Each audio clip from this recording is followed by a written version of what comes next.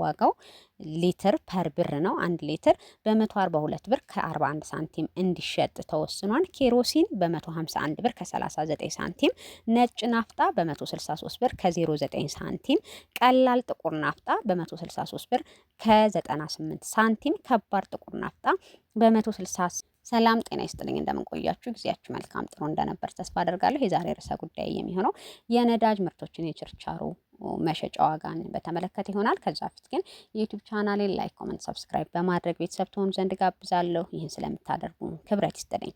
ጉዳዩ ከመጋቢት 23 ቀን 2018 ዓ.ም ከምሽቱ 12 ሰዓት ጀምሮ በስራ ላይ የሚውል የነዳጅ ምርቶች የችርቻሮ መሸጫ ዋጋን ስለማሳወቅ ይላል። የሚኒስትሮች ምክር ቤት ታህሳስ 20 ቀን 2014 ዓ.ም ባደረገው ሶስተኛ መደበኛ ስብሰባ ባስተላለፈው የነዳጅ ውጤቶች የዋጋ ግንባታ የአፈጻጸም ውሳኔ መሰረት የችርቻሮ መሸጫ ዋጋ በየጊዜው እየተከለሰ ስራ ላይ እንዲውል ሲደረግ መቆየቱ ይታወሳል ይላል።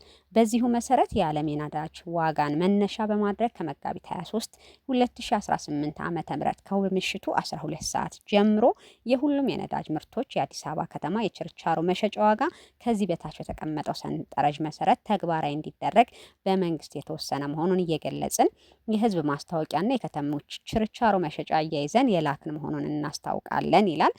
የምርት አይነቱ ምንድነው? አንደኛ ቤንዚል ነው። በአዲስ አበባ ከተማ የችርቻሮ መሸጫ ዋጋው ሊትር ፐር ብር ነው። 1 ሊትር በ142 ብር ከ41 ሳንቲም እንዲሸጥ ተወስኗል። ኬሮሲን በ151 ብር ከ39 ሳንቲም፣ ነጭ ናፍጣ በ163 ብር ከ09 ሳንቲም፣ ቀላል ጥቁር ናፍጣ በ163 ብር ከ98 ሳንቲም፣ ከባድ ጥቁር ናፍጣ በ160 ብር ከ68 ሳንቲም፣ የአውሮፕላን ነዳጅ በ150 ብር ከ48 ሳንቲም እንዲሸጥ ተወስኗል። ይህ የምርት አይነት በሌትር እስከነዋጋው እንዲሸጥ ተወስኗል ማለት ነው። ይህም ለክቡር የንግድና ቀጠናዊ ትስስር ሚኒስቴር ንግድና ቀጠናዊ ትስስር ሚኒስቴር ብሎ ያስቀመጡትኝ ደብዳቤ ነው ማለት ነው። ስለዚህ ይህን መሰረት አድርጋችሁ ያለውንም ታሪፍ እና እንቅስቃሴያችሁን በዚህ መልኩ እንድታደርጉ ጋብዛለሁ። አመሰግናለሁ።